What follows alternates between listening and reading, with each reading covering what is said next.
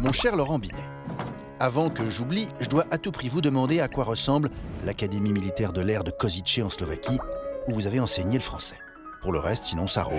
Même votre petite carrière de guitariste-chanteur au sein du groupe Stalingrad s'intègre assez bien à votre biographie. Né en 1972, de parents communistes, papa était prof d'histoire, vous serez à votre tour professeur, mais de français. Reproduction des élites ? Un peu, même si vous exercez 10 ans en ZEP de Seine-Saint-Denis. Mais la littérature vous a fait rapidement de l'œil. Vous l'aimez métisse, à la limite du mélange des genres et parfois loufoque. À l'écriture de l'histoire, vous préférez sa réécriture, à ce qui a été, ce qui aurait pu être. Dans votre dernier livre, vous imaginez les Incas partant à la conquête de l'Europe. Auparavant, vous avez mené l'enquête sur l'assassinat de Roland Barthes, qui, comme chacun sait, est mort écrasé par une camionnette. L'écriture, avez-vous dit, est pour moi un prétexte à la recherche historique. Une fois les faits étayés, vérifiés, il suffit de les retourner comme un gant. Ah, on sent bien que vous jubilez. En revanche, avec François Hollande, dont vous avez suivi la campagne en 2012 pour les besoins d'un livre, vous ne riez plus. Vous avez été consterné par sa pratique du pouvoir. Toujours plus à gauche, à mesure qu'elle disparaît, vous prenez le parti des grévistes de la SNCF et des révoltés de tout poil, leur conseillant même de se montrer plus offensif face au capitalisme en phase terminale. Mais si je peux me permettre, mon cher Laurent, cette histoire-là est encore à écrire. Bien vu. Bah oui, très bien. Enfin, disons, je me suis reconnu à peu près. On lui dira, il vous entendra.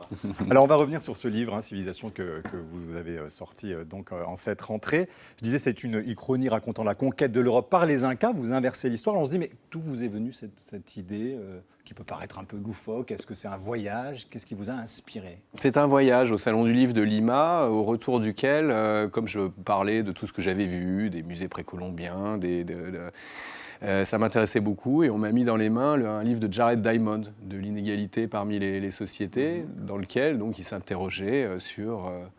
il se demandait pourquoi telle ou telle civilisation avait pris le pas sur l'autre. Et spécifiquement, il se demandait pourquoi Pizarro avait été venu capturer Atahualpa au Pérou. Et pourquoi c'était pas Atahualpa qui était venu capturer Charles Quint. Et donc je me suis dit, c'est une super idée, Voilà, je vais raconter ça. La jeunesse du roman. Alors ce qui est assez étonnant, c'est qu'on a vu dans cette rentrée littéraire beaucoup de livres ancrés dans la réalité, vraiment presque sur le social, parfois sur le gris, parfois dans des pièces cuisine. Et vous, c'est une uchronie, vous allez clairement dans la fiction, ce qui est véritablement aussi votre fait d'écriture. Vous n'avez pas l'impression d'être un peu seul dans la fiction aujourd'hui, que la littérature française, il ne va plus trop?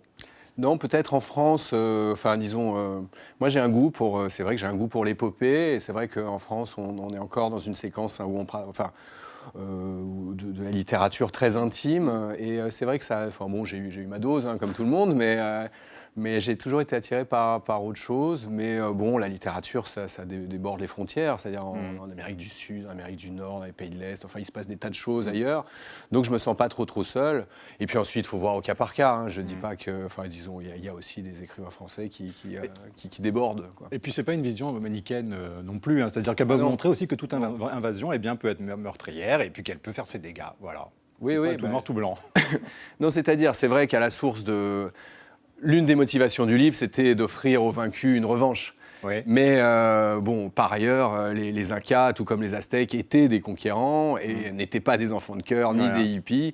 Et à partir du moment où le but, c'est le pouvoir, forcément, c'est-à-dire Atahualpa est plus, logiquement, il me semble, dans une optique machiavélienne que érasmienne. Voilà.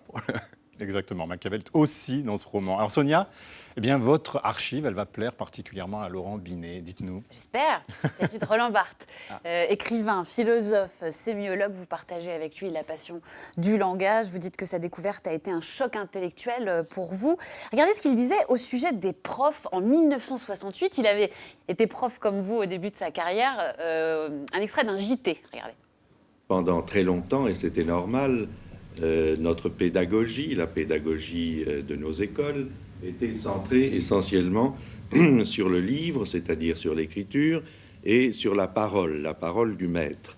Or, maintenant, nous le savons, on nous l'a dit souvent et c'est juste, nous sommes entrés dans une civilisation qu'on appelle une civilisation de l'image, et par conséquent, la pédagogie doit s'adapter à ce nouveau langage qui est installé dans notre civilisation, langage qui est fait de toutes les images qui nous entourent et qui sont des images de films, de presse, de photographies, de publicité, etc.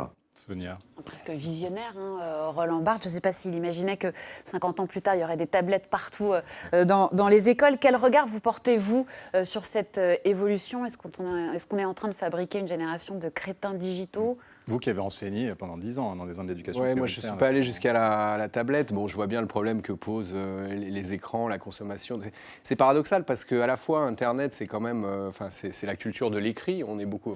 Maintenant, on se téléphone plus vraiment. On s'envoie des messages écrits.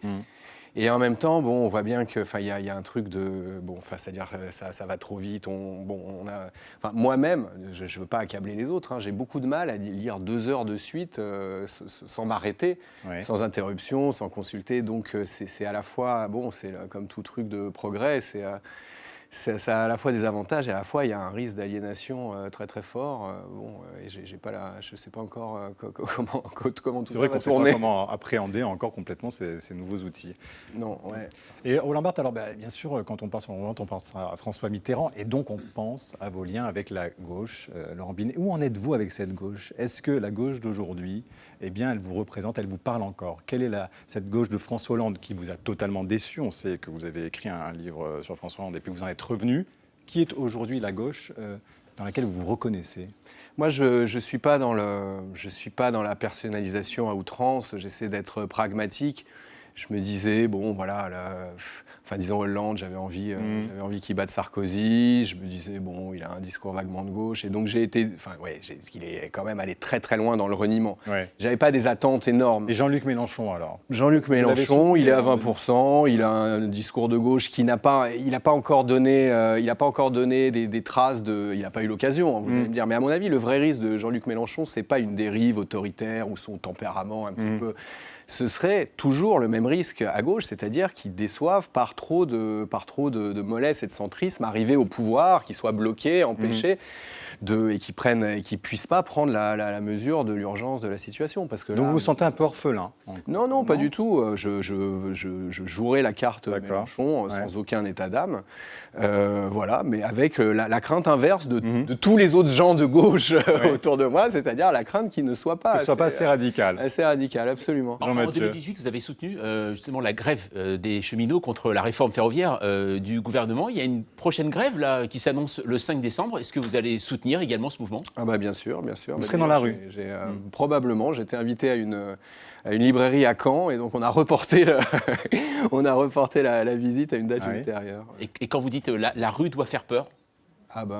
C'est-à-dire, vous savez, je ne vous apprends pas que la politique, c'est un rapport de force. Ouais. Si on demande les choses gentiment, ça ne sert à rien. Donc les violences des Gilets jaunes, par exemple, ça ne vous a pas tant choqué que ça ? Vous pensez qu'il en fallait un peu pour obtenir ce qu'ils ont eu au final ? Mais quelle violence ? Moi, j'ai vu des yeux arrachés et des mains arrachées, des yeux crevés, mais c'était plutôt le fait de la police. Vous voyez, je veux dire, ensuite qu'on casse une...